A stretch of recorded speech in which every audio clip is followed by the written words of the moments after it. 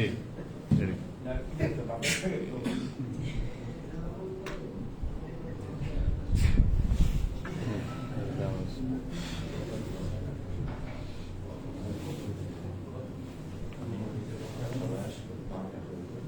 জি শুরু করলেন দুটো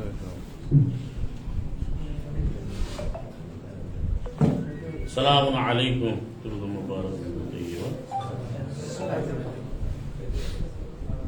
ربي أعوذ بك من همسات الشياطين وأعوذ بك ربي أن يحضرون. بسم الله الرحمن الرحيم. الحمد لله والسلام على عباده الذين اصطفى. رب اشرح لي صدري ويسر لي أمري واحلل عقدة من لساني يفقهوا قولي. কোরআন মুবিনে এই জন্য ইখতিলাফ নাই, মতভেদ নাই, যেহেতু কোরআনের যে বিধানটা সেটা স্বতঃসিদ্ধ, ওইটা কোনো পরিবর্তন হবে না। এবং সামা মুসা যে আবেদনটা করেছেন এটা একটু পাল্টাতে পারবে, যে রব্বি ইশরাহ লি সাদরি, এখন যদি সে অন্য একটা তৈরি করে, কিন্তু আপনি তোমার তাওবার আয়াত আল্লাহ দিয়ে দিয়েছেন। এইভাবেই কোরআন মানলে কোনো মতভেদ হতেই পারে না, যেহেতু তারা নিজের মত দিতে চায়, এই জন্যই সমস্যা সব জায়গায়, শুধু ওখানে এই বিষয় না, যে কোনো বিষয়।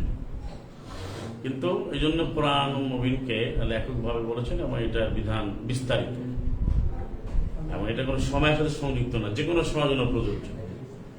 মানে এটাও ধারণা করে যে সালাম মোহাম্মদ এটা তো আবিষ্কার হয় না, এটাও ভুল কথা।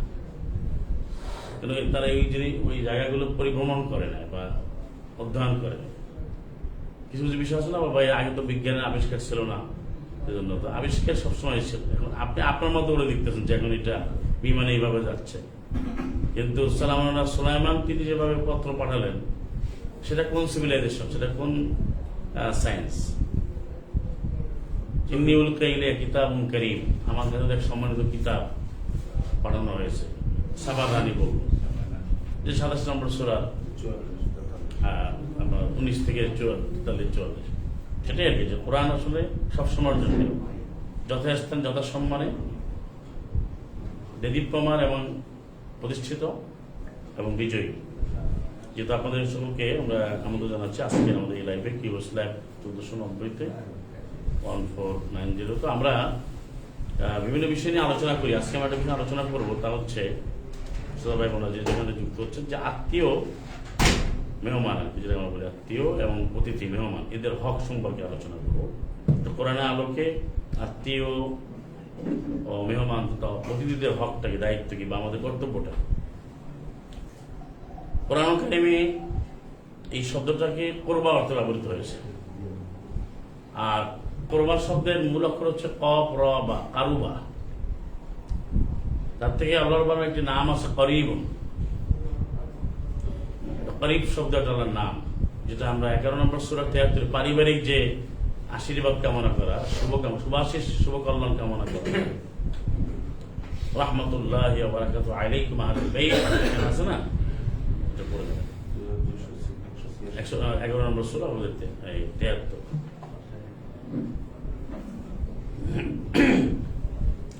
আর কোরআনে প্রায় জায়গায় আপনি পান যে আত্মীয় মানে নিকট আত্মীয়, এটা কোরবা থেকে আসছে। এটা আকরাব শব্দ হচ্ছে যারা অধিক নিকটবর্তী, যেটা উত্তরাধিকারী আইনে বলা হয়েছে লা তাদরুনা, তোমরা তো জানো না আসলে তোমাদের সবচাইতে নিকটবর্তী কে, এটা তোমরা জানো না। আল্লাহ নির্ধারণ করে দিয়েছেন কে কিভাবে সম্পত্তি পাবে। কিন্তু এরা এখানে চালাকি করছে, এরা আবার 12 জন করে, আবার 7 জন করে, আবার ওসিয়াতকে বাদ দেয়, মানে নিজে একটু মাতব্বরি বলে বা একটু ওভারডু আন্ডারডু করবেই, মানে একটু তাকে প্রচলিত ভাষা আবার ফাইজলামি করবেই। কোরআন কারীম মানলে কিন্তু কোনো সমস্যা নাই, কিন্তু সে একটা মতামত দেবেই,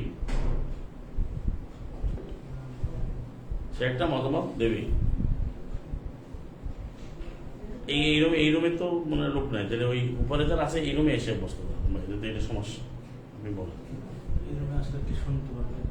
পাশে আসলে আচ্ছা ঠিক আছে। এখন আপনি দেখেন এখানে সূরা বাকারার 83-তে আল্লাহ তাআলা বলেন, আমাদের যে আল্লাহ অঙ্গীকার নিয়েছেন সেখানেই বক্তব্যটা আছে, ওয়াইদ আখাযনা মিসাকা বানি ইসরাঈল।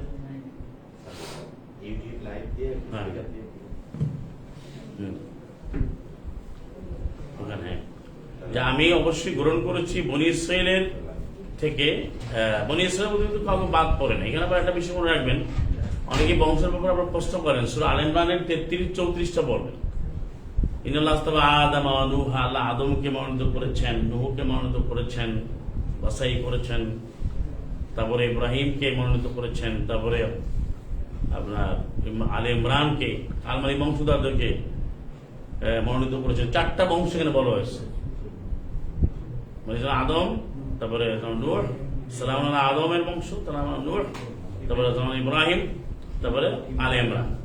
এই 4 মানুষ যুররিয়াতাম বাদা, যুররিয়া বাদা মিন বাদ, একে অপরের সাথে খুবই ওয়েল কানেক্টেড, ইন্টার কানেক্টেড, খুবই সংযুক্ত, বিজড়িত এবং অচ্ছেদ্য, অবিচ্ছেদ্য। তাহলে বংশ বাদ পড়লো কেউ? হ্যাঁ, তাহলে পৃথিবীর সব মানুষই, যেটা ওই 231 সূরা বাকারা, যে মানুষ একটাই উম্মাহ, কানা আন-নাস উম্মাতান ওয়াহিদা, মানুষকে একটি উম্মাহ। 213 কোরআনের কথা বলতে, ঠিক আছে, 213 কিন্তু অনেক আয়াতই আছে, ইউনূসও আছে, যে উম্মাহ একটাই। উম্মাহ ভাগ করলো কে? উম্মাহ ভাগ হয় না, যখন কিতাবের পরে ভাগ হয়েছে, কিন্তু কিতাবের পরে নিজের মতামত। এটা তো আমরা চোখের সামনে দেখলাম। পরে যারা বলতে কোরআন কারিমের কোনো কিছু জানে না, জানতে পারে না, এটা আল্লাহরই দয়া, তারা জানছে, আল্লাহ জানিয়েছেন, আল্লাহর দয়া, এটা আল্লাহর ইচ্ছা। এখন সে ভাগ হওয়ার জন্য পাগল হয়ে গেছে। এখন সে শুধু সালাম দিবে, কোরআন পদ্ধতি নীতি না নিয়ে নিজে একটা পদ্ধতি মানে ওটা দিয়ে ভাগ হয়ে যাবে। তো কিতাব আসছে, কোনো ভাগ নাই। কিন্তু কিতাব যখন পড়তে গেছে, নিজের যে মাতুব্বরি, নিজের অহংকার দম্ভ চলে না, তখন ভাগ। এটা সব জায়গায় আছে। নৌকাতে ওটার মানে নৌকা বলে প্রচলিত, যে নৌযান যেটা ফুলক নোহের, সেখানেও এই সমস্যাটা দেখা গেছে। মাআযাল্লাহ, সবাই জোড়া জোড়া ওঠার পরও সেখানেও আবার জালেম হয়ে গেছে। মানে সব পরীক্ষা দেখার পরও কি জালেম হয়ে গেছে, মানে অত্যাচারী হয়ে গেছে। তাহলে এখানে আল্লাহ অঙ্গীকার নিয়েছেন যে লা তা'বুদুনা ইল্লাল্লাহ, তোমরা আল্লাহ ছাড়া আর কেন আইন মানবে না। মানে ইবাদত মানে আইন মানে, ইবাদত বলতে শুধু প্রচলিত কিছু আমল করা না, ইবাদত অর্থটাও ঘুরাই দিচ্ছে। দাসত্ব কিন্তু আংশিক হয় না, হাফ ডান হয় না। দাসত্ব নিজের ইচ্ছা হয় না, দাসবৃত্তি নিজের ইচ্ছা হয় না। এটা সম্পূর্ণ রব্বুল আলামিনের যে অর্ডার, আদেশ, সে বিদিত হবে।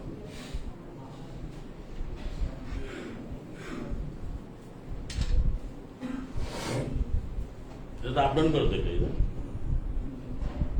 হ্যাঁ, লা তা'বুদুনা ইল্লাল্লাহ,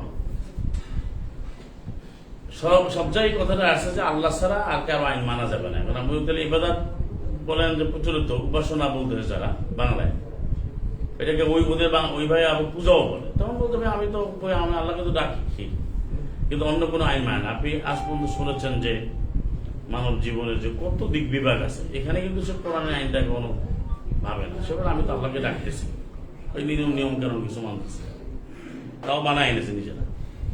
22 টাকার জুমা হবে কেন, আবার 1000 টাকার তারাবি হবে কেন, মানে নিজেরা বানাচ্ছে, আরো বানাবে, যত বড় তত বড়। আবার জীবনে একবার হলো সলাতুত তাসবিহ করতে হবে, জীবনে একবার না পারো প্রথম 1 সপ্তাহে করে আছে না ব্যাখ্যা। কোরআন আলোকে প্রতিটি সলাতই সলাতুত তাসবিহ, কারণ আমরা যখন 6টা টাইম সলাত করি, এটা তাসবিহ ছাড়া সলাত হয়? বলে কোন সলাত আপনি যে আনুষ্ঠানিক সলাত তাসবিহ ছাড়া হবে? তো এখানে মূল যে বিষয় সেখানে আছে যে পিতা মাতার সাথে ভালো ব্যবহার করো, এরপরে অদিল করবা। এটা হলো আমাদের পয়েন্ট, যে আত্মীয়র সাথে দায়িত্ব বাংলা, আত্মীয় কর্মনিকর আত্মীয়।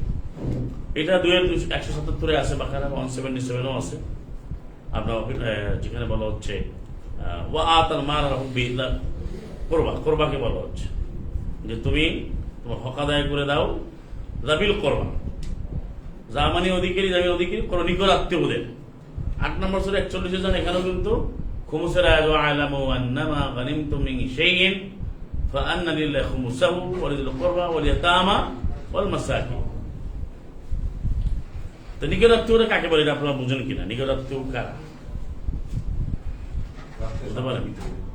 এখানে আবার 4-8 আল্লাহ বলছে, ওই আমি বন্টনের ক্ষেত্রে যে ওয়াইদা হাদারাল কিসমাতা উলুল কুরবা, যখন বন্টন উপস্থিত হবে, বন্টন যখন হবে তখন সেখানে যদি নিকটাত্মীয় উপস্থিত হয়, হাদারা উপস্থিত হওয়া, উলুল কুরবা নিকটাত্মীয় অধিকারী লোকেরা তারা যদি উপস্থিত থাকে, ফারজুকুহুম মিনহু, তাদেরকে রিজিক জীবন সামগ্রী খাওয়াতে বলছে, ভালো ব্যবহার বন্টনের সময়, সম্পদ বন্টন।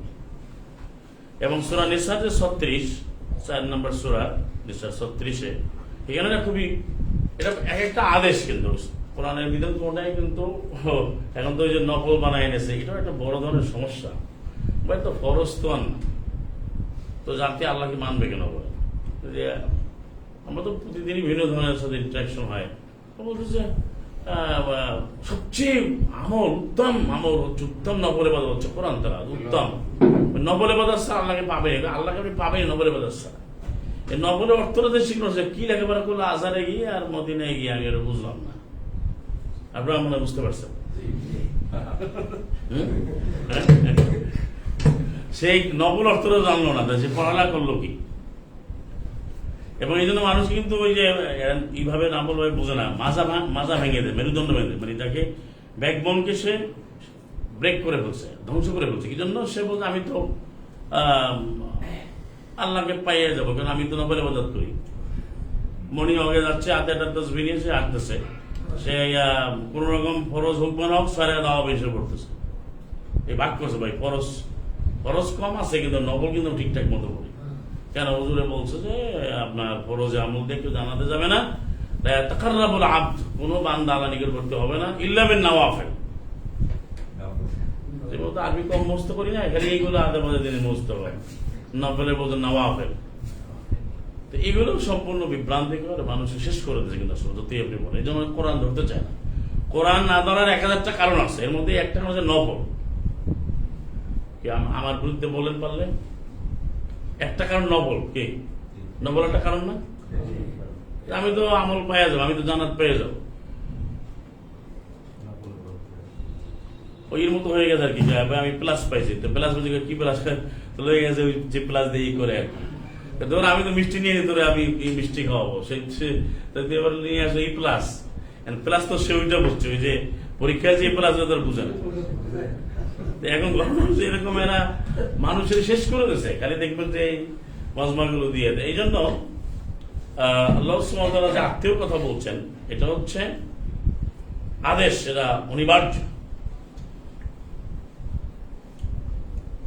এবার একই ধারাবাহিকতা, ওয়া'বুদুল্লাহ ওয়া লা তুশরিকু বিহি শাইআ, তোমরা আইন বিধান মানো আল্লাহ, তোমরা কোন রকম কোনো কিছু শিরক করো না।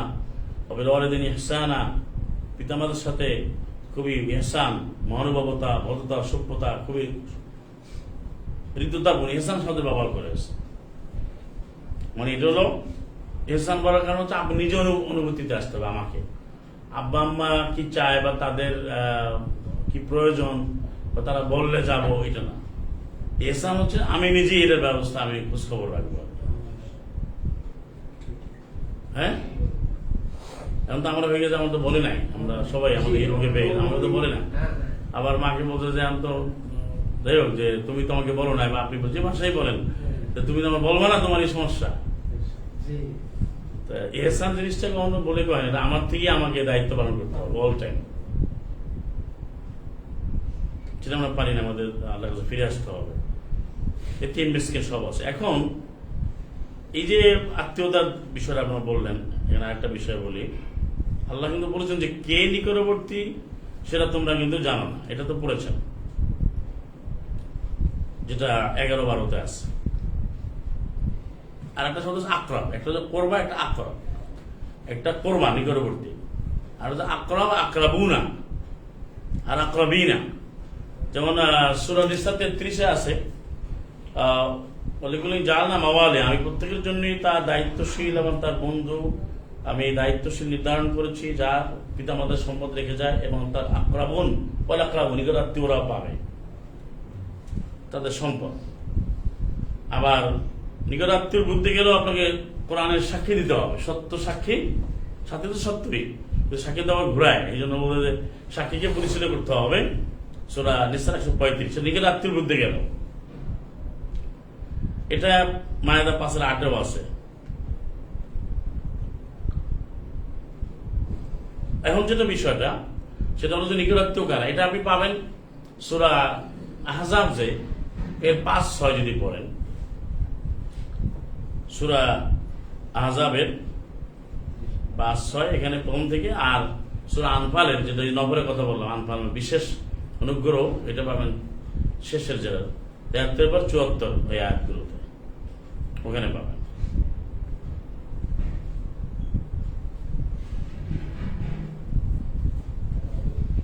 জি, এখানে পাবেন কিভাবে দেখেন, এই যে আছে যে 6 নম্বর বলতে 6 হচ্ছে নিকট আত্মীয়রা কিভাবে। আর নবী আওলা বিল মুমিনা, নবী হচ্ছেন খুবই প্রিয়তর, আওলা খুবই প্রিয়, খুবই কাছে মুমিনদের সবচেয়ে কাছে হবে নবী। আর নবী কাছে বলতে কি বোঝেন, নবী সাল্লাল্লাহু মোহাম্মদ তো এখন আল্লাহ সান্নিধ্যে চলে মাইয়েতুন, তিনি আল্লাহ সান্নিধ্যে চলে গেছেন, তাহলে এখন কাছে হবে কিভাবে? অর্থাৎ নবীর যে নবুয়ত সেটা কোনো দূরে চলে গেছে, সে দায়িত্ব কমে গেছে, দেয় না, নবুয়ত একইভাবে চিরস্থায়ী ভাবে রয়েছে। তাই নবুয়তের যে নবুয়তের দায়িত্ব যে পালন করা বা আদেশ নিষেধ, যে কোরআন ভিত্তিক যে নির্দেশনা কমান, এটা মানার যে দায়িত্বশীল বা দায়িত্ব পালন, এখানে খুবই মুমিনদের খুব প্রিয় হবে। আপনার কাছে কোরআন কারীমের কোনো আদেশ আসলে আপনি খুবই শ্রেষ্ঠতর, খুবই আকর্ষণীয়, খুবই তৎপর হতে হবে এই ব্যাপারে। আর এরপরে বলা হচ্ছে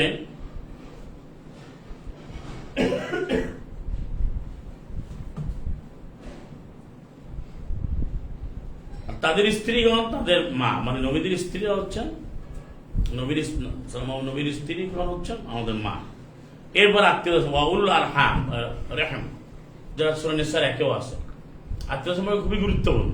তাসালুনা বিল আরহাম, যেটা সূরা নিসার 1 নম্বর আয়াতে পড়েছেন না, সেখানে মানব সৃষ্টির যে ইতিহাস, আল্লাহ রাব্বুল আলামিন আদমকে সৃষ্টি করলেন, তারপরে একটি প্রাণ থেকে তারপরে তিনি তার থেকে তার স্ত্রী সৃষ্টি করলেন, নানা নাম বলেন, তো ওনার হুজুরের নাম পেল।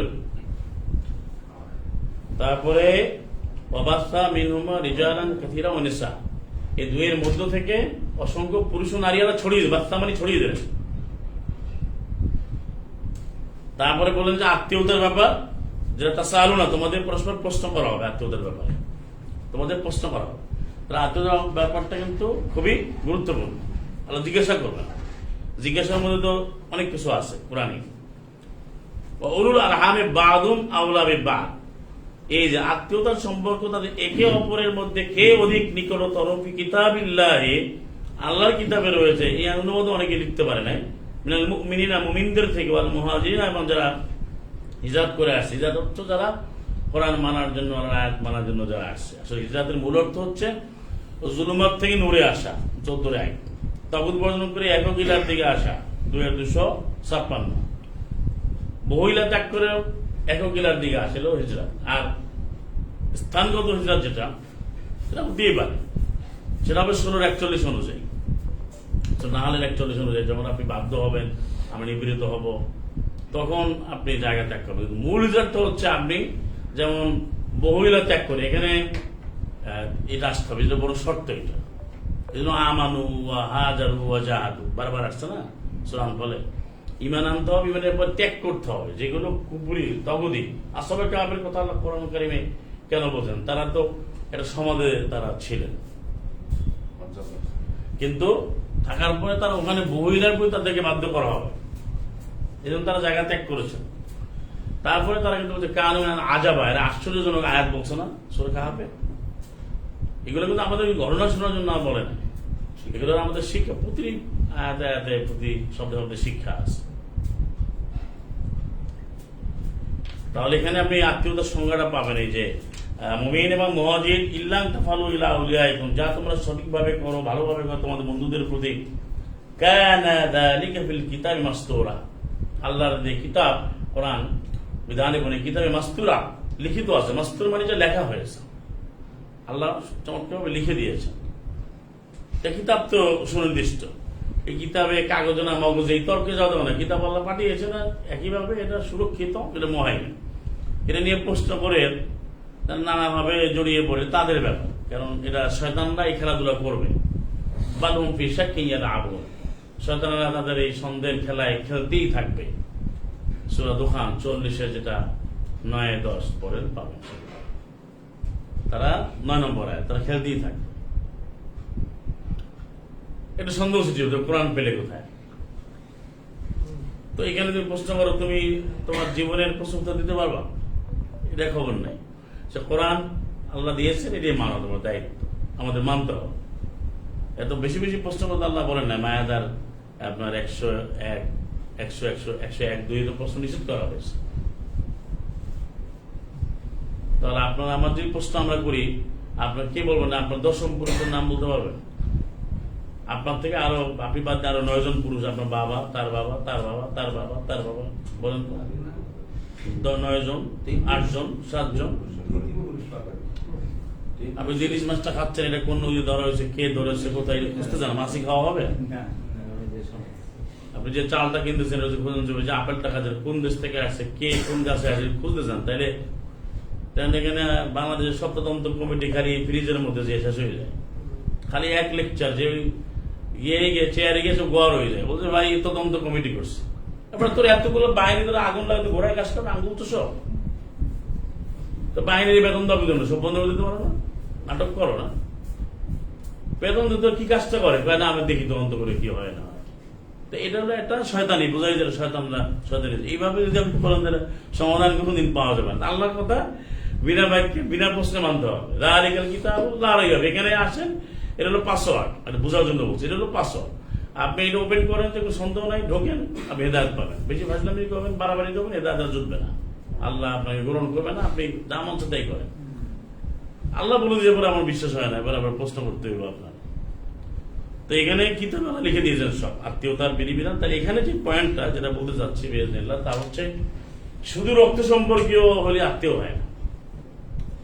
রক্তের মধ্যে আত্মীয়তা আছে, সেটা আছে, কিন্তু এখানে বলা হচ্ছে দিনের মধ্যে, দিনে যারা অগ্রগণ্য তাদেরকেও আপনি কিতাবে লেখা হয়েছে। হ্যাঁ, এটা আপনারা এর মধ্যে পাবেন। এই যে আমি যেটা আনফালের কথা আপনাদের আগেও বলছিলাম, এই সংজ্ঞাটা যাদের মধ্যে থাকবে, ইন্নাল্লাযীনা আমানু ওয়াল্লাযীনা হাজারু ওয়া জাহাদু ফি সাবিলিল্লাহ উলাইকা ইয়ারজুনা রাহমাতাল্লাহ। এই যে সূরা বাকারা 218-তে, যে নিশ্চয় যারা ঈমান আমান করলো, যারা হিজরত করলো, হিজরত বলতে যারা ত্যাগ করে আসছে। হিজরত অর্থ কি? ত্যাগ করার অর্থ কি? ছেড়ে আসছে। কি ছেড়ে আসছে? তবুজ ছেড়ে আসছে, বইরা ছেড়ে আসছে, যে বহু কিতাব ছেড়ে আসছে। এটা কিন্তু বিশাল হিজরত। প্রয়োজনে সে স্থানও ত্যাগ করবে, স্থানও ত্যাগ করতে হবে, করবে কিন্তু তাদের আয়াত মানার জন্য, অন্য কোনো উদ্দেশ্য না। রব্বি আদখিলনি মুদখালা সিদক ওয়া আখরিজনি মুখরাজা সিদক ওয়াজআলনি মিন লাদুনকা সুলতানান নাসিরা। কোথায় আছে এটা? বনি ইসরাঈল 17-80। আর আমাকে প্রবেশ করবেন সত্য নিয়ে, কোরআন নিয়ে আমি থাকবো। আমি দেখি কোথাও ঢুকি, প্রবেশ করি, কোরআন নিয়ে আমি যাবো। আবার যদি আমি কোথাও বের হই, কোরআন নিয়ে, মানে কোরআন সত্য, সত্য আমি ছাড়বো। জেলখানায় গিয়েও কিন্তু কোরআন আল্লাহ আয়াত পোছাক ইউজ করবো। নৌকাতে, মানে যেটা নৌযান, যেটা নৌকা, নৌযান, জাহাজ হোক, শিপ হোক, যেটাই হোক, সেখানে নৌ কিন্তু ওটাই আল্লাহ লিখেছে। ওই মাছের পেটে গিয়ে ইউনুস কিন্তু আল্লাহর খেলাফ হবে। কি আল্লাহকে ডেকেছেন অন্য কিছু? এখন বিপদে বলে আল্লাহকে ডাকে না, তাবিজ দেয়, তদবির দেয়, আবার হুজুরের মাজারে যায়, কি নিজেরা ফু বানায়, মাইকেও ফু দেয়। আল্লাহ যাবো, সেই আল্লাহর পদবিতে আসে না আর কি, এবং আল্লাহর প্রতি কোনো বিশ্বাসই নাই। এটা আপনি দোয়া শুনলে বুঝবেন যে ভাই আল্লাহ কারো দোয়া কবুল যদি না হয়, তাই মাসুম বাচ্চা, দাড়ি বা লাল দাড়ি কি সাদা দাড়ি, এখানে মানে আল্লাহ আমি কিছু ডাইরেক্ট বলতেই পারে না, ভয় পায়। আর আল্লাহ কিন্তু সরাসরি বলছেন আমাকে ডাকো, মানে এটাই তো দোয়ার মূল মন্ত্র, যেটা আমরা এখানে দিচ্ছি। রব বলেন উদউনি, তোমরা আমাকে ডাকো, আস্তাজিব লাকুম, আমি এই বাড়ি করে সাকিন জজম, মানে আমি অবশ্যই সাড়া দেবো। এই সাকিনের অনেক অর্থ, যেন কোরআন বুঝতে হবে, এটা শর্ত, কন্ডিশনাল। যদি তোমরা আমাকে ডাকো, শুধু আমাকেই ডাকো, শুধু আমাকেই ডাকো, অবশ্যই আমি তোমাদের সাড়া দেবো। আস্তাজিব না আস্তাজিব, তাহলে এখানে আর কেউ ঢুকবে? হ্যাঁ, তেমন তো ঢুকতেছে। কোন দোয়াই সরাসরি আল্লাহর কাছে করে না এরা। তারপরে যে সূরা বাকারা 86, ওয়াইদা সাআলা ইবাদি আন্নী ফাইন্নী করিব, আমি ওই যে করিব, আমি নিকটবর্তী, আমি তো সারা দেব। উজিবু দাওয়াতাদ দাঈ ইযা দাআনি, থামবে দাআন, যখন আমাকে ডাকে আমি সারা দেব। আর লাগে এবারে দেখেন এই মাদ্রাসা বোর্ডে, স্কুল বোর্ডে এই শয়তানেরা কি করছে, আয়াতে কেটেছে, যদি কোনো খাকে পাক্কা ওলি কি কয়, হক্কানি ওলি পীর, এদের মাধ্যমে দোয়া করলে মুস্তাহাব, সরাসরি করলে এটা তো ভালো হয় না, একটু মাধ্যম লাগে, আল্লাহর কাছে যাইতে হবে। এই শয়তানে শিখাচ্ছে। মানুষ যদি জানতো, আরো একদিন আপনাদের বললাম যে 1,00,00,000 খরচ করে মাদ্রাসা করে, ওই যে 8 দিন ফাউন্ডেশন, কত বড় বড় ফাউন্ডেশন, তারা মনে করে আমাদের আল্লাহকে কিনে ফেলতেছে, জান্নাত কিনে ফেলতেছে মাআযাল্লাহ। কিন্তু আসলে তো ইমান নাই, তো শেখে নাই। কিন্তু তারা তো মনে করে জান্নাতে চলে গেছে বলে রাগ হয়ে যাবে। আরে আমি এত আয়োজন করি, সব টাকা পয়সা দিচ্ছি এতিমখানা মাদ্রাসা মসজিদে, হাফেজ বানাচ্ছি, প্রতিদিন ঈদ দিচ্ছে, যে আমাদের প্রায় 11 লক্ষ বের হয়েছে হাফেজ, আল্লাহর নাম হাফেজ, সে হাফেজ হয়ে গেছে। হ্যাঁ 40-60, হ্যাঁ সূরা গাফির 40-60 জি। এবং এরাই রহমত কামনা করে, এরা আল্লাহ ক্ষমাকারী আছে। তো এখন এটা এখানে বলা হচ্ছে একটা আয়াতে, যেটা 8 নম্বর সূরার কথা বলছিলাম, যে আত্মীয়তার এই 72 থেকে আমি আবার 73 পাবে।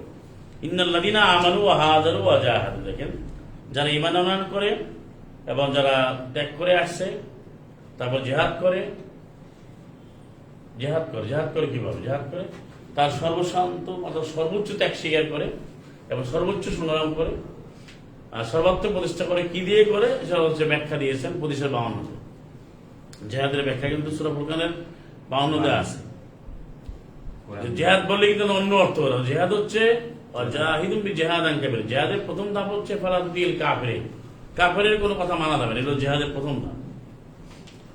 বাস্তবায়নটা কি, জাহিদুম বিজিহাদান কাবীরা, তুমি কোরআন নিয়ে বড় জিহাদ করো, কোরআন নিয়ে বড় জিহাদ করো।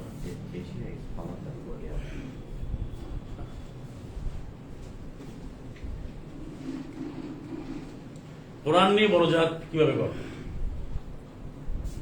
আর যেটাকে বলা হচ্ছে সদস্য যুদ্ধ, এটাকে আরবিতে বলা হচ্ছে কিতাল, 216 সূরা বাকারা।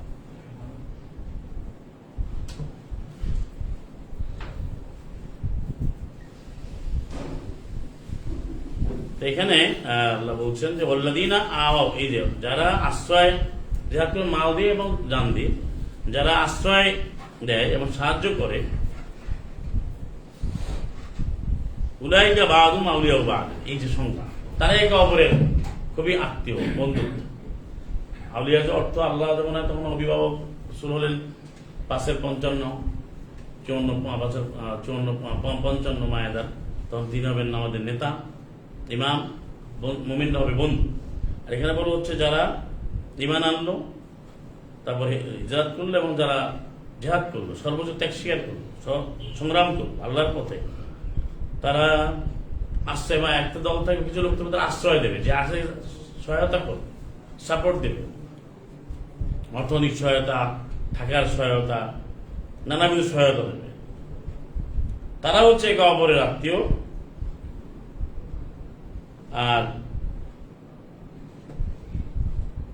74 কি আবার বলছেন যে 74 আনফালে, ওয়াল্লাযীনা আমানু ওয়া হাজারু ওয়া জাহাদু ফিসাবিলিল্লাহ, যারা ঈমান আনয়ন করলো এবং যারা হিজরত করে এলো, যারা জিহাদ করলো। জিহাদ তো বললাম, যারা সর্বোচ্চ জিহাদ করতে, এই যে মারামারি যেটা বলা হয় সেটা না, তার চেয়েও বেশি। কিভাবে আপনি মারামারি করলে দুই পক্ষের সমস্যা গেছে, সেটা না, তার চেয়েও যে আপনি সবসময় এই যে ঈমান এবং হিজরত, ঈমানের মধ্যে থাকা, প্রয়োজনীয় স্থান ত্যাগ করা, কোনো জায়গায় ত্যাগ করা, এবং সমস্ত কুফরি শিরক জিনিস ত্যাগ করা, কাফেরকে অনুসরণ না করা, তার উপরেও অব্যাহত থাকা, অবিচল থাকা, এটা কিন্তু অনেক কঠিন দায়িত্ব। এটাই কিন্তু বলা হচ্ছে আপনার 18, 17, 18, 31 নম্বর সূরা, মানে ইন্না যালিকা মিন আযমিল উমুর, কাজের দৃঢ়চেতা কাজ, যেটা ধারাবাহিক কাজ থেকে কঠিন। আমর বিল মারুফ, ভালো কাজের আদেশ করো, খারাপ কাজের নিষেধ করো, তারপর সালাত কায়েম করো, যাকাত, এগুলো করার পরে ওয়াসবির আলা মা আসাবাক, বিপদ আপদ যা আসে তারপর ধৈর্য ধারণ করো, এটা কঠিন না। আমি মনে হয় একটা মারামারি হলো, গেল, শেষ হয়ে গেল, এটা না। আর ওইটা তো হচ্ছে যখন ফাইনালি যখন যুদ্ধ চলে, সেটা তো কিতাব। কিন্তু জেহাদ হচ্ছে চলমান, এটা প্রতি মুহূর্তে থাকতে হবে। জেহাদান কাবিরা কি শেষ হয়ে যাবে এই কোরআন নিয়ে? যে আপনি ঘোষণা দিয়ে করলেন অমুক তারিখে জেহাদ আর নাই, এটা বলা হচ্ছে? ওয়াল্লাযীনা এবং যারা আশ্রয় দেয়, সহায়তা করে এবং যারা সাহায্য করে, উলাইকুল মুমিনুনা হাক্কা, এরা হচ্ছে মুমিনুনা হাক্কা, তারাই হচ্ছে সত্যিকারের মুমিন।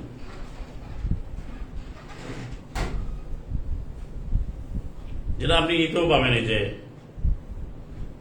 মুজাদালার মধ্যে এবং সূরা অনুসারে হাসরে 9তেও রয়েছে, ওয়াল্লাযীনা তাবাউ দারা, যারা ঘর নির্মাণ করেছে, ঈমান নির্ধারণ করেছে, ঈমানে তো অবিচল আছে, তারা ভালোবাসে যাদের তাদেরকে হিজরত করে আসছে, তারা অন্তরে কোনো কষ্ট পায় না, ওয়ালা ইয়াজিদুনা ফি সুদুরিহিম হাজা মিম্মা উতাকে দেওয়া হয়েছে, এবং ইউসিরুনা আলা আনফুসিহিম, তারা অন্য ভাইকে যারা এসেছে কোরআন মানার জন্য, দিন মানার তাদেরকে প্রাধান্য দেয়, অগ্রাধিকার দেয়। অলৌকেন আমি খোসা, যদি তার কষ্টও হয়, খসা মানে হচ্ছে তাদেরও প্রয়োজন, তাদের দারিদ্রতা বা অভাব অনটন এত মারাত্মক, তাদেরও অর্থ দরকার, তাদেরও জীবন সামগ্রী অনেক অনেক অনেক অনেক প্রয়োজন, মানে একেবারে ডেন্স এন্ড নিডফুল বা ডক্টর অফ দ্য নেসেসারি, কঠিন পর্যায়ে আছে, তারপরেও তারা অন্য যে মুসলিম ভাই বোন তাকে প্রাধান্য দিচ্ছে। তাহলে আত্মীয়তা হচ্ছে কোরআন ইমানের ক্ষেত্রেও আপনার মধ্যে সে আত্মীয় হবে, আর যখন সে রক্ত আত্মীয়তা আছে সেক্ষেত্রে দলিল হচ্ছে সেই প্রমাণ দেখে গেছেন, আল্লাহ আয়াত দিয়ে আল্লাহ শিখিয়েছেন যে নিজের ছেলে 11 নম্বর সূরা 42 থেকে 46, যদি সে আল্লাহর আয়াত না মানে মুসলিম না হয়, সেও পরিবারে অন্তর্ভুক্ত হবে না। ইন্নাবনি মিন আহলি, আমার ছেলে আমার পরিবারভুক্ত, সে আবেদন করেছেন। আর না, ইন্নাহু লাইসা মিন আহলি ইন্নামা আমালু গায়রু সালিহ, তার আমল বিশুদ্ধ নয়, মানে সলে নয়, মানে শুদ্ধ নয়, বিশুদ্ধ নয়, তার মানে কি অশুদ্ধ, বাজে আমল। তো সে তোমার পরিবারভুক্ত সরাসরি বলছে। দেখেন সালামানা নূহের কওল হচ্ছে, তার বক্তব্য হচ্ছে ইন্নাবনি মিন আহলি, নিশ্চয়ই এটা তার হাদিস, নবীর হাদিস, যদি এদের ভাষায় বলা হয় যে নবীর কথা হাদিস হয়, নবী বলছেন যে আমার ছেলে আমার পরিবারের ভুক্ত, আল্লাহ না। আর আল্লাহ হাদিস হচ্ছে ইন্নাহু লাইসা মিন আহলিক, নিশ্চয়ই নয় সে তোমার পরিবারভুক্ত। কাটটা মানবে? পরে কিন্তু তোমার নবী কিন্তু আবেদন করে ক্ষমা চাইলেন। এখানে প্রমাণিত হয়েছে একেবারে ইন্টায়ারলি আনডাউটেডলি যে নবীদের কথা মনুসমিত কোনো হাদিস নয়, মানে আল্লাহ কথাই হচ্ছে হাদিস। আর নবীরা আদিষ্ট, নবীরা যখনই আল্লাহর কথার যে আদিষ্টের বাইরে বা তারা কোনো করেন না, যখনই তারা ভাবছেন তখনই ওহি এসেছে। এবং যেটা আমরা প্রমাণ পেলাম যে সে বলল যে আমি আবেদন করি, আমি আশ্রয় যাচ্ছি, আমার কাছে যে জ্ঞান নাই সেটা আমি না চাই, ফ্রিলি হতা আমি আকুমিনাল ফাসিলিন পড়েছেন না? এগুলো দলিল না, কোনো সন্দেহ আছে? একবার সুস্পষ্ট না, কোনো সন্দেহ আছে? তাহলে এখানে আত্মীয়তার একটা সংজ্ঞা কিন্তু সংজ্ঞায়ন হয়ে গেল। কিভাবে? অর্থাৎ আপনার রক্তাত্মীয় আছে, কিন্তু প্রাধান্য পাবে যে কোরআনকে মানে না, এটা কি আমরা বুঝি বা আমরা আমল করি? আমাদের বউর নিজের ওয়াইফের ছোট ভাই কি বলেন আপনারা, সে যদি যাই চোখ না কেন তার তো মর্যাদা বা তার আকর্ষণ ঠিক আছে ভালোই, কিন্তু কোরআন মান আমার ব্যাপারে তো আমরা দেখি না। যাচ্ছে না, এটা বললাম না আর কি। সবার সাথে ব্যবহার করতে হবে, এটা আয়াত আছে ঠিক আছে, কিন্তু এখানে সীমারেখা আছে যে তোমার নিকটবর্তী কে হবে, সেটা আমাদের অবশ্যই লক্ষ্য রাখতে হবে। আত্মীয়কে খরচকে তো লক্ষ্য রাখতে হবে, আমি কোথায় গুরুত্ব দেবো কোথায় দেবো না, সেটা কিন্তু একটা বড় বিষয়, বড় একটা বিষয়। আয়াতগুলো অনেকগুলো আয়াত আসছে, কিন্তু এখন এই আত্মীয়তাকে মানতে চাই যে আমি উনসারের 9 যেটা বা 8 নম্বর সূরার 72 এবং 74, তারপরে 33 নম্বর সূরার 6 বললাম যে সে তার শর্ত আল্লাহর কিতাবে সে মানতেছে, কিতাবে আল্লাহ অধিকার দিয়েছেন সে কাছে, আর রক্তাত্মীয়তা আছে সেটা আপনাকে বলেছে, আপনার ছেলে মেয়ের কথা বলে দিয়েছে। তারপরে পরিবারের মুক্ত কি হবে না তাও আল্লাহ বলেছেন। এবার আমরা একটু অতীত বা মেহমান নিয়ে আসি, সেখানে দেখেন মেহমানের বিরাট গুরুত্ব আছে। যে কোনো সূরা হিজরের 51 15-51, মানে 15 উল্টে 51 হয় না, তো 15 নম্বর সূরার 51 দেখেন ওয়ানাব্বিহুম, এটা হচ্ছে হাদিস। এই যে হাদিসের রিওয়ায়াত আমরা আলোচনা করছি, এরা কথা রিওয়ায়াত বর্ণনা। তো বর্ণনা কাকে বলে?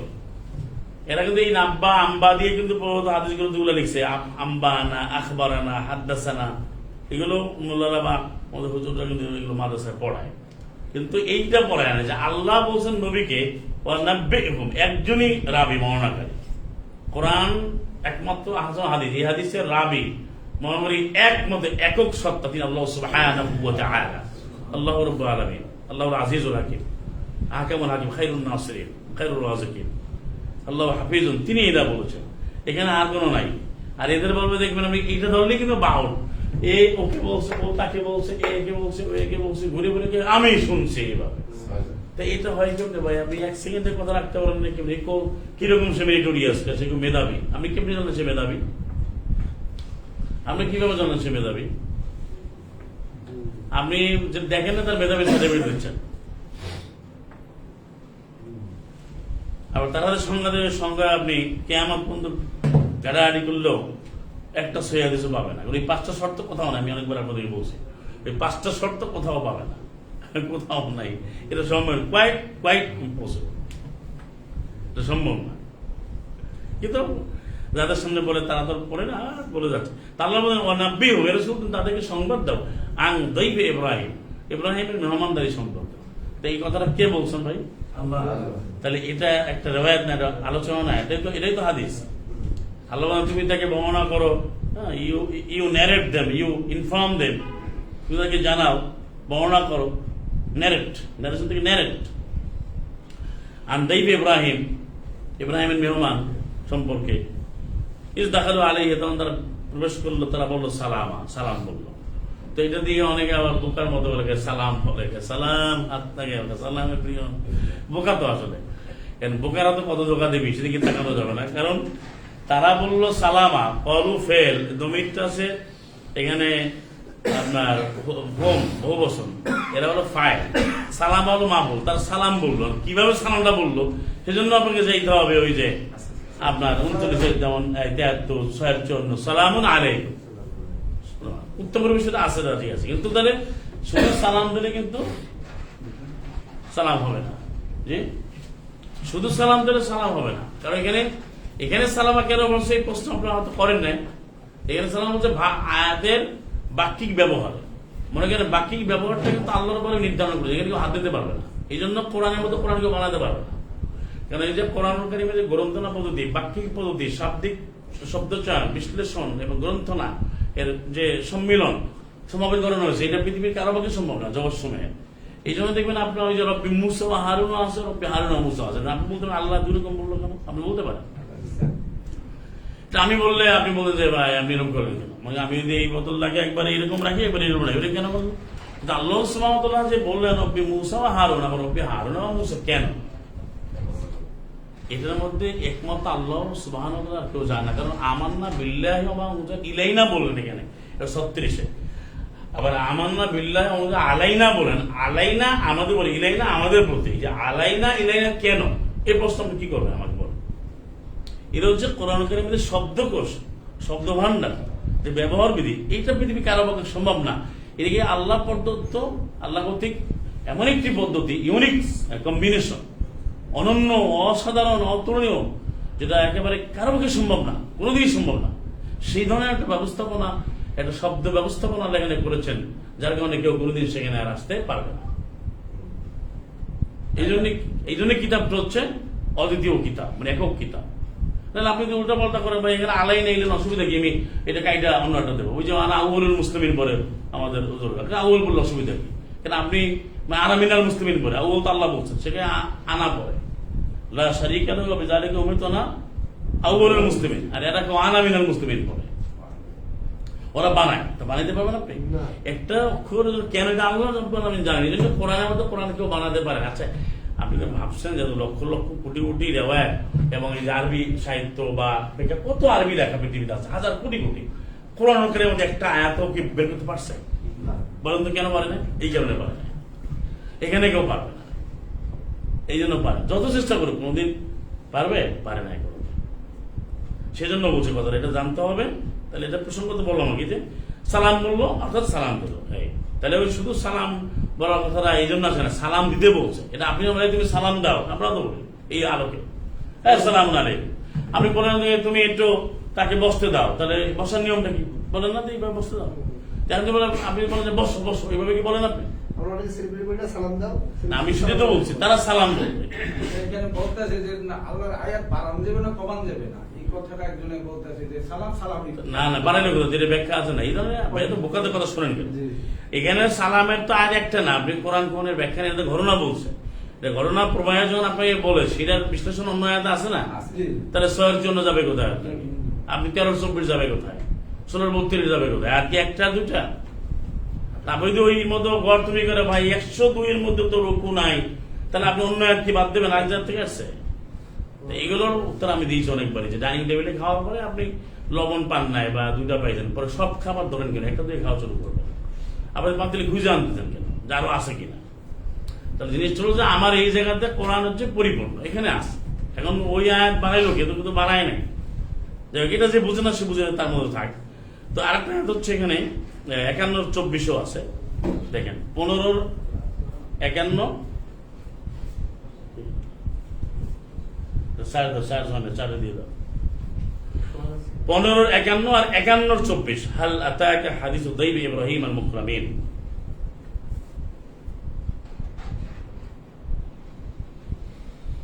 চার দিয়ে দাও, চার। হাল আতাকা হাদিসু দাইব ইব্রাহিম আল মুকরামিন। এখানে হাদিস শব্দ আসছে, তোমার কাছে কি এসেছে ইব্রাহিমের যে মেহমানদের, তৈব মানে মেহমান ইব্রাহিম, ইব্রাহিম আল মুকরামিন সম্মানিত মেহমানদের হাদিস তোমার কাছে কি এসেছে? তাহলে হাদিসটা কার? আল্লাহ। এবং এই মেহমান আল্লাহর একটা হাদিস, হাদিস কিন্তু আল্লাহ তৈরি করে। সেই বিষয়টা হচ্ছে মেহমানের দায়িত্ব, আমাদের কর্তব্য আছে, দায়িত্ব আছে, যেটা আমরা সালাম আলাইহি ইব্রাহিম থেকে আমরা শিখতে পারি। কোরআনে এটাই তো সবার জন্য আদর্শ, কোরআন সবার জন্য। এবং তিনি সেখানে মেহমানেরও আবার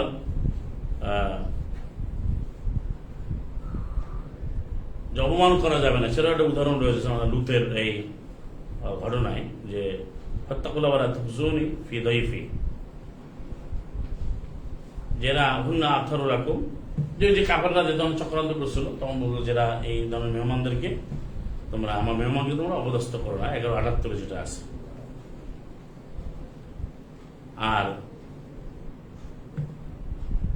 ক্বালা সালামুন কওমুন মুনকারুন, এখানে যখন তারা বেরোলো তখন তারা ছিল কি একটা অপরিচিত, চিনতে পারেন নাই, তার রসুলগণ মুরসাল। সালাম আলাইহি ইব্রাহিম তো জানেন না যে তারা কি রসুল না তারা মালাইকা, কি জানেন? তো মেহমান হিসেবে তাদেরকে নিয়ে আসছেন। এবং আলী তিনি তার ঘরের দিকে গেলেন। হ্যাঁ, যাওয়ার পরে সামিন, মোটা তাজা এটা বাছুর, তিনি গরু তিনি রোস্ট করে নিয়ে আসলেন, খাবার তৈরি করে নিয়ে আসলেন, মনে করে নিয়ে আসলেন বা রোস্ট করে নিয়ে আসলেন। যাই হোক, এখন কররাবাহু, তিনি তার নিকটবর্তী হলেন। তারপরে তাদের কাছে কলা বলে, আলা তাকুন, তোমরা খাও না কেন? খাবার দিলেন। তাহলে এখন এখানে কয়টা করে শিক্ষা আমাদের আছে, মেহমান সে পরিচিত অপরিচিত আমাদের ভালো ব্যবহার করতে হবে। এবং তবে এখনকার দিনে আবার আমাদের যাচাই বাছাই করতে হবে, আপনার কোরআন অনুযায়ী কোন বন্ধুদের 6, তারপরে এগুলো আবার লক্ষ্য রাখতে হবে। কারণ আপনি মেহমান বসে আবার চিনেন না, বাসায় ঢুকলে সব চুরি করে নিয়ে গেল, এগুলোর দিকে আবার লক্ষ্য রাখতে হবে না। কোরআন পরিপূর্ণ, সব দিকে লক্ষ্য রাখতে হবে। হ্যাঁ, কলিং বেল দিল দিয়া আমাকে পানি দেন, পরে গিয়ে ঢুকে অস্ত্র দিয়া হত্যা করলো, নিয়ে গেল। তা এগুলোর ব্যাপারে যেহেতু এখন আপনার সব ব্যাপারে সতর্ক হওয়ারও আয়াত আছে। এইটার আয়াত কোনটা? 4-71 আছে, বাকারা নিসার 102 শেষে যেটা আছে যে হুজু হেজ রাখুন, তোমরা তো আমাদের প্রস্তুতিমূলক যে সতর্কতামূলক ব্যবস্থা, প্রিকশনস বা প্রিকশনারি যে মেজারমেন্ট বা মেজার্স, প্রিকশনারি মেজার্স যে দায়িত্ব বা যে ধরনের সতর্কতামূলক অবস্থা তোমাদের গ্রহণ করতে হবে। 71 নম্বর আয়াত আছে সূরা নিসা, 102 আছে। এবং 3 আলেমান 100 নম্বর আয়াত, 200 নম্বর আয়াত আছে। সতর্ক থাকতে হবে সব সময়, যাচাই বাছাইয়ের ব্যাপারটা আছে, সব আয়াতই আছে। তখন তিনি এবং বলেন তোমরা খাচ্ছ না কেন? তখন তারা গোপনে বলতেছিলেন যে তারা বলেন যে তোমরা ভয় পেও না, অবাশ্বারু, তারা তোমাদের সংবাদ দিল গোলাবেন আলিম, এক প্রজ্ঞাবান একজন সন্তানের। তখনই আর কি সালাম ইব্রাহিমের স্ত্রী আকবর ইমরাত সররা, তিনি একটু হাত নেড়ে তিনি এগিয়ে আসলেন। এই যে এটাও কিন্তু ফিজিক্যাল সাক্ষাৎ হওয়া যায়, তার চেহারার মধ্যে একটু হাত লাগালেন এবং তিনি বললেন আজুজুন আকিম, যে এইভাবে বন্ধা বৃদ্ধার ভিতরে কিভাবে সন্তান হবে, সেটা তার যে অত্যাচার্য বিষয়। তখন আল্লাহ তাকে মালাইকারা তো আল্লাহ প্রতি আদিষ্ট, তারা উত্তর দিয়েছেন কাযালিকা, এভাবেই হবে।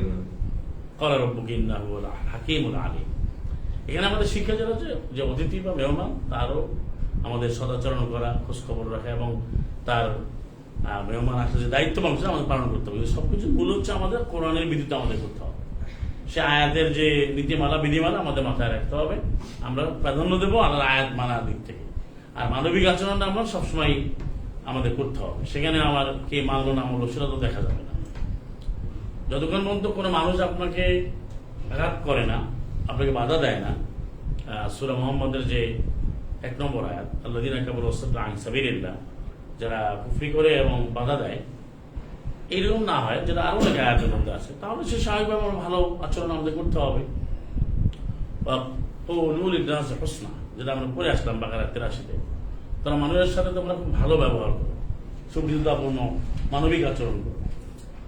ওইটা হয় কখন, যখন সে বাধা দেয়। যে আপনি এখন যেটা হচ্ছে বর্তমানে যে একজনের কোরআন মানে না, আমি তাকে তো আশ্রয়ের কথাও তো আছে, মোস্টেকে আশ্রয় দেওয়া যায় 9 নম্বর সূরা 6-তে আছে।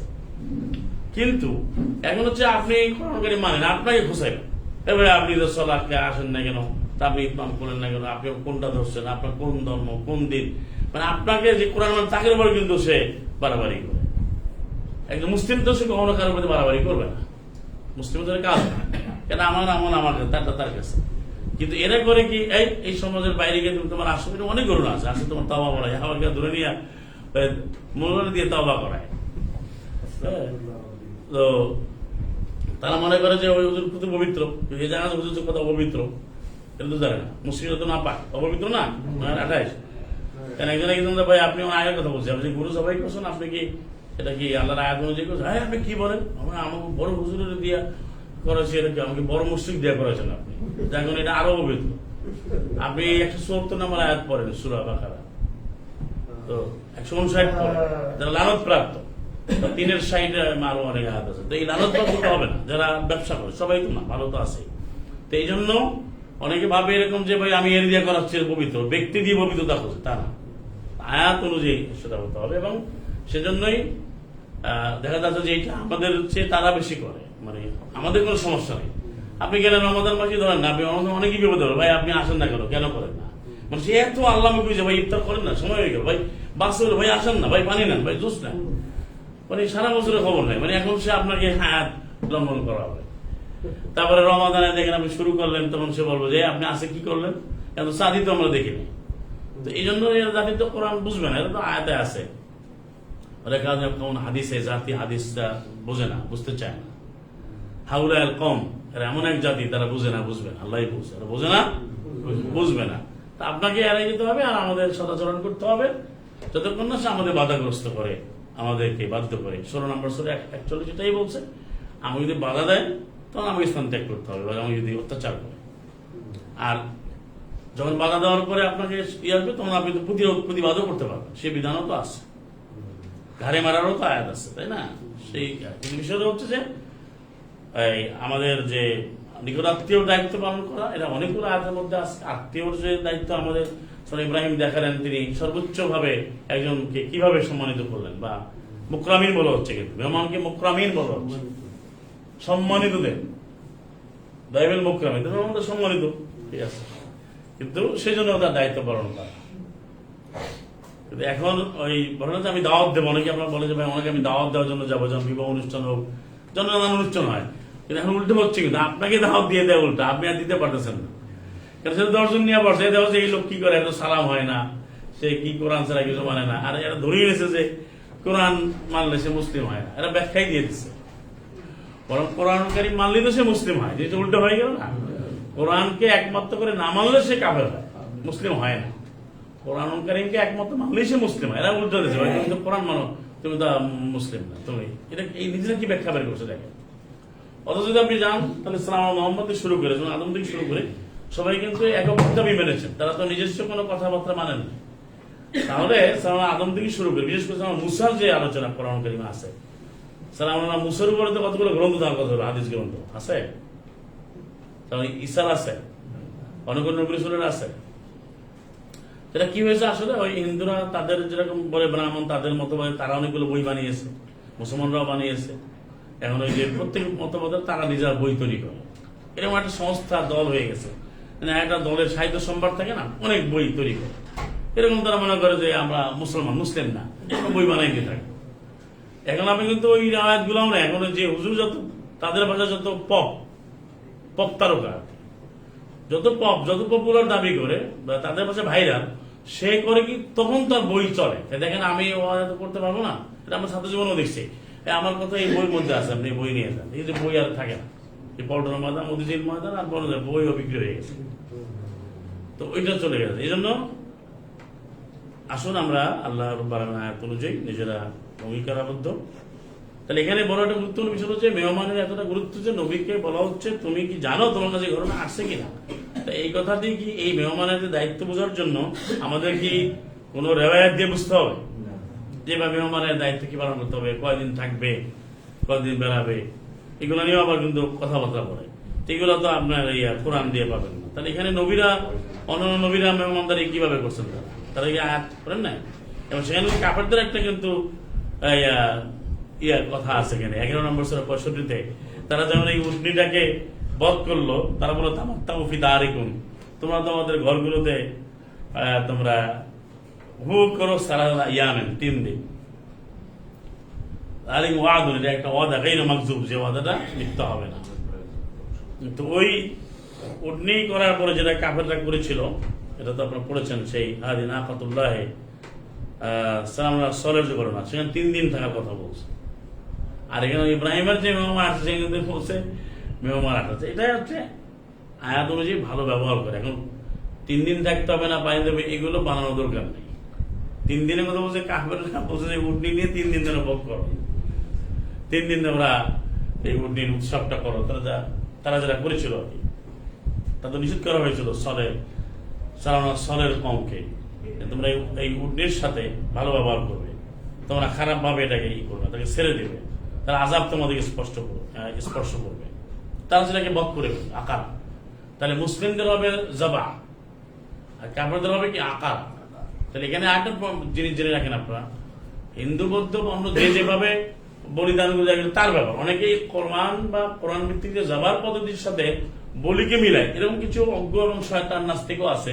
এরা আবার কোরআনের নামও ব্যবহার করে, এই ইবলিস গুলো। তাহলে শব্দই তো আলাদা। কাফেরদের মধ্যে আকারা ব্যবহার হয়েছে, কি শব্দ? আকারা, ফাকারুহা, মানে বধ করা। আর মুসলিমদের ফালাম্মা আসলাম তাল্লাহুল জামিন, তাল্লাহু সে জবা এবং আল্লাহর নাম নিয়ে যেটা 2236 আছে, তা বিষয়টা স্পষ্ট করে দেওয়া হয়েছে। আর 3 দিন থাকতে হবে, 3 দিন বেশি বেড়ানো যাবে না, এটা মুস্তাহিদ, এগুলো দরকার আছে। এখানে আপনি সেই মেহমান আসছে, ওখানে মেহমান পর চলে গেল, ইব্রাহিমের বা তার দায়িত্ব প্রাপ্ত হয়ে আসছে, এখন কে কতদিন থাকবে এটা নিয়ে আপনি বাড়াবাড়ি করবেন, এটা তো বলা হয় না। আপনি এটা হচ্ছে ওদের ক্ষেত্রে বলা হচ্ছে। যাই হোক, বিষয়গুলো স্পষ্ট আর কি। আমরা কোরআন থেকে নিয়েছি খুব সুন্দর সাবলীল পরিপূর্ণ আমরা শেষ করছি। যে তাহলে আমাদের দায়িত্ব আছে, আত্মীয়র প্রতি দায়িত্ব আছে মেহমানের প্রতি আয়াত অনুযায়ী। মনে রাখতে হবে আল্লাহর সন্তুষ্টির জন্য করবো, আয়াত মানার জন্য। কিন্তু আমরা কিন্তু অনেকে দেখা যায় আমার নিজের এই জন্য করি, সেটা করা যাবে না। মানে আপনার নিজের ব্যক্তিত্ব আভিজাত্য ধরে রাখার জন্য করলেন, সেটা তার ইবাদত হবে না। আপনি আল্লাহ আয়াত মেনে করেন, সেটা 10 দিন করে না 10 বছর করে, আজীবনই করতে হবে। অর্থাৎ আমি প্রতিটি কাজ করবো আল্লাহ সন্তুষ্টি বিধান।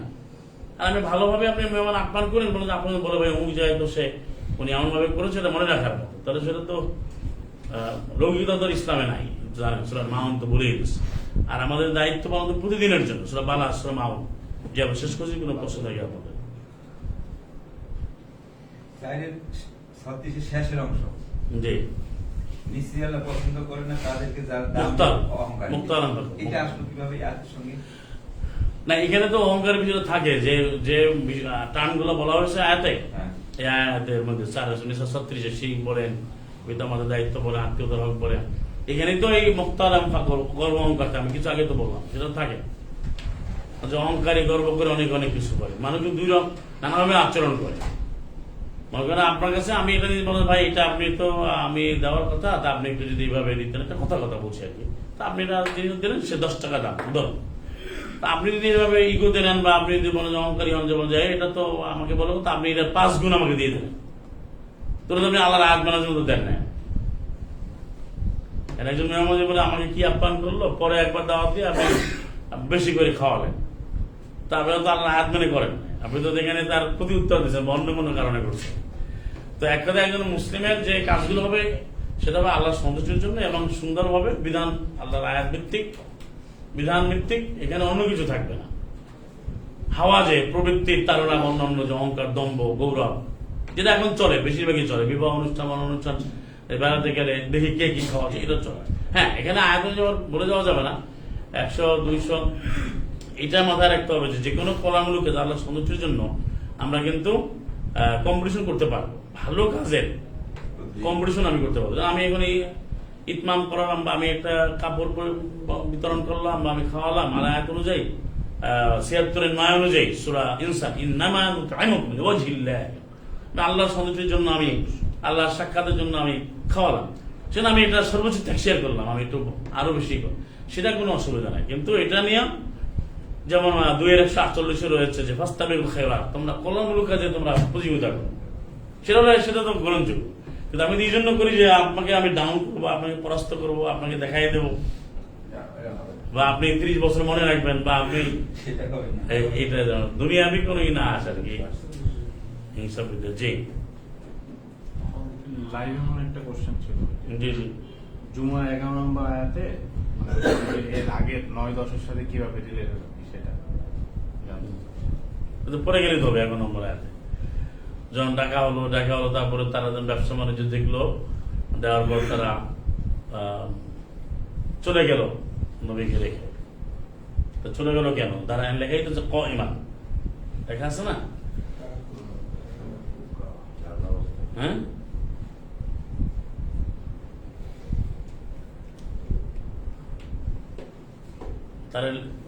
তাকে দাঁড়ানো অবস্থা রেখে তাকে চলে গেল। তো কেন চলে গেল? তারা ওইটা মানে নাই, সেটাই তো ওই যে রাও তিজারা, যেমন ব্যবসা দেখলো, এর আগে আসছে কি 9-তে আসছে নিদা করে সলার জন্য আসতে হবে, ব্যবসা বন্ধ করতে হবে। 10-এ আসলো কি সলা সমাপ্ত হবে, এখন শরীরের কল্যাণের জন্য। এরপরে 11 থেকে না, এখন এখানে একটা বিষয় আছে, এই আয়াত মিলতে হবে বিষয় সেরকম না, প্রতিটি আয়াতে বিধান। অনেকে আবার কিন্তু ওই দেখবেন এই যে এটা নিয়ে অনেক বিভ্রান্ত হয় মাআযাল্লাহ। যেমন এই 17-1 বলছে মসজিদে হারাম থেকে আকসা বলতে, এখানে কোনো নাম বলে না, বলছে একজন বান্দা, একটা বান্দাকে তিনি রাতে পরিবহন করিয়েছেন। 2 গিয়ে বলছে ও তাই না মুসাল কিতাবা, এমন কি হচ্ছে অজ্ঞ এবং অতি পণ্ডিত আছে না, কিছু অজ্ঞরা কিন্তু অতি পণ্ডিত। এরা বলছে ভাই এই তো মুসাকে ভ্রমণ করিয়েছে, তার আগে তো বললো, পরে তো মুসার নাম আসছে। এটা হচ্ছে বোকামি, পাগলামি আর কি। প্রতিটি আয়াত হয়েছে মানে আপনাকে পরিপূর্ণ এবং আয়াতের ব্যাখ্যা ওখানে। যেমন এখানে নেদা করা হলো, ব্যবসা বন্ধ হলো, সালাত হলো, এখন তারা সমাপ্ত হয়ে গেল, চলে যাবে দায়িত্বে, কল্যাণ কামনা। 11তে বলছে তারা ব্যবসা বাণিজ্য দেখলো, তারা সবাই চলে গেল। কারণটা বলছে মানে শেষ হওয়ার পরে, কারণ যে তারা সবাই ওই ব্যবসা বাণিজ্যের দিকে সবাই ঝুঁকে গেল। কিন্তু নবী রাসূল তোমাকে একা রেখে গেল দাঁড়ানো অবস্থায়। তাহলে এই আনুষ্ঠানিক বিষয়টা বুঝায় না। জি, তারা বলছে না তুমি ওইদিকে যাবে না, তুমি এখানে থাকবে কেন, ওখানে কল্যাণ নাই। মানে উদাহরণ হচ্ছে আমরা যখন এখন আলোচনা করছি চলা করে, যদি একটা এমন কিছু আছে আপনার খুব প্রয়োজনীয় জিনিস আপনি অল্প দামে কিনতে পাবেন, বা ওইটা খুব আকর্ষণ আর নাও পাইতে পারেন, অনেকে বলে এটা আর পাবো না এখানে। যেমন মাহফিলে মেলায় লোক বেশি যায় কেন বলেন আপনি উত্তর দেন, আব্দুল হামিদ ভাই। না, এখানে ওইটা তো যায়, একটা কারণ আছে। মাহফিল, মেলা, যাত্রাপালা এগুলো লোক বেশি যায়, ওখানে অনেক কিছু ওঠে যেটা বছরে 1-2 বার ওঠে। ওইটা রাইট ভাই, এটাই তো। এই জন্য এরা পাগল হয়ে গেল। তো সেই ক্ষেত্রে ওখানে বলছে যে তুমি ওখানে যায় না, ওটা তো আল্লাহ বলে দেন। এখনো হয়, এখনো সেন্ট্রাল মসজিদ সামনে দিয়ে গিয়ে দেখেন বিশাল বাজার, না 100 এখনো শতভাগ এখনো হয়। এবং আমরা দেখি যে এই যে বাজারের পাশে কাবার পাশে তো বসে না ভাই, কাবার পাশে রবিক খুলি, এই যে আমরা যে মাজার গুলো যেগুলো দেখি, তাহলে মরিয়ম ফুল কেন কাবার পাশে এনে বিক্রি হবে? মরিয়ম ফুল কি জানি, মরিয়ম ফুল বিক্রি করে ওই কাবার পাশে নিয়ে বসে আছে। তার মানে এই যে মাজারের পাশে যেগুলো বিক্রি হয়, ওই জিনিসগুলো ওই স্টাইল লোকের মধ্যে নিয়ে গেছে ব্যবসাটা। মানে আমাদের হারাম দেখবো পবিত্র, তো নাম আনলে যেটা হয় সে মনে করি এটা আয়াতের সাথে আয়াত মিল আছে, যে বুঝবে, যে বুঝবে না তার কোনোদিনই মিল হবে না। জি সাদাকাল্লাহ। কষ্ট আছে, স্যার। জি হ্যাঁ, প্যান্ডেল খালি, কিন্তু প্যান্ডেলের সীমানার বাইরে মেলায় মানুষই ভর্তি, প্যান্ডেল খালি। জি স্পষ্ট সাদাকাল্লাহ ছবি রাসূল। আছে। জি ওয়া আখিরু দাওয়ানা আলহামদুলিল্লাহ। জি আসসালামু আলাইকুম ওয়া রাহমাতুল্লাহি ওয়া বারাকাতুহু। আজাদ